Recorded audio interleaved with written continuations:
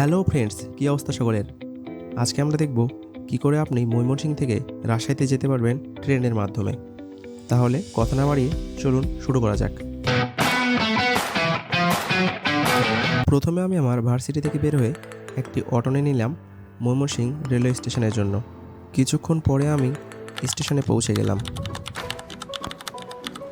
এটাই হলো Mymensingh railway station.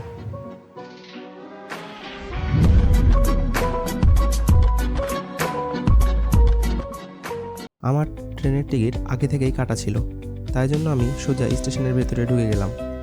Mymensingh থেকে রাজশাহীর জন্য ডিরেক্ট কোনো ট্রেন নেই, কিন্তু তাও আমরা ময়মনসিংহ থেকে রাজশাহীতে যেতে পারি ট্রেনের মাধ্যমে। তাই জন্য আমি প্রথমে ময়মনসিংহ থেকে জয়দেবপুর যাব, তারপরে জয়দেবপুর থেকে রাজশাহীতে। স্টেশনে ঢুকে দেখলাম আমার ট্রেন আসতে কিছুক্ষণ দেরি আছে।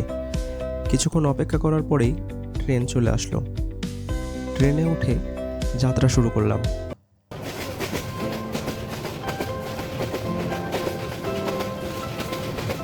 চারিদিকের প্রকৃতি অনেক সুন্দর লাগছিল দেখতে।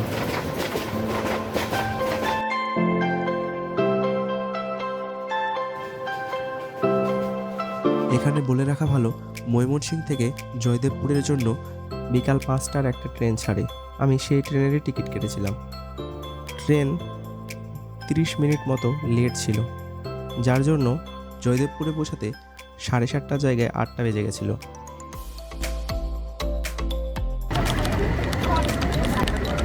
আমি জয়দেবপুর পৌঁছেছিলাম 8টা নাগাদ।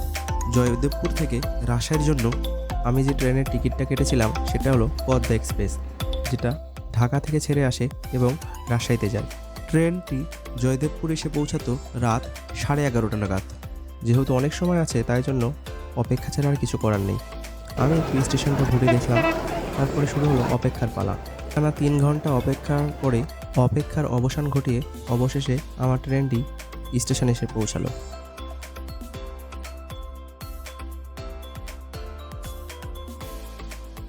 আমি ট্রেনে উঠে বসলাম এবং রাজশাহীর জন্য যাত্রা শুরু করলাম। রাজশাহীতে যেতে যেতে রাস্তার মাঝখানে পড়েছিল যমুনা সেতু। ট্রেন থেকে যমুনা সেতুর ভিউটা অনেক সুন্দর লাগছিল। রাত্রির সময় বুঝতেই পারছেন। ময়মনসিংহ থেকে রাজশাহীতে বাসের ভাড়া নেয় 600 টাকা। অন্যদিকে ট্রেনে আমার মোট ভাড়া পড়েছিল 550 মতো। সুতরাং 2টা জার্নিতেই টাকা প্রায় কাছাকাছি। ভোর 5টা নাগাদ আমার ট্রেনটা রাজশাহীতে এসে পৌঁছালো। ট্রেন থেকে নেমে আমার লাগেজ নামিয়ে স্টেশন থেকে বের হয়ে আসলাম। যেহেতু ট্রেনে এবং বাসে ভাড়া প্রায় একই, সুতরাং আপনারা যে কোনো একটা মাধ্যমেই যাতায়াত করতে পারেন। এইভাবেই আপনারা চাইলেও ময়মনসিংহ থেকে রাজশাহীতে ট্রেনের মাধ্যমে যাতায়াত করতে পারেন। তো ফ্রেন্ডস, এই ছিল আজকের ভিডিও। দেখা হবে নতুন একটি ভিডিওতে। ধন্যবাদ।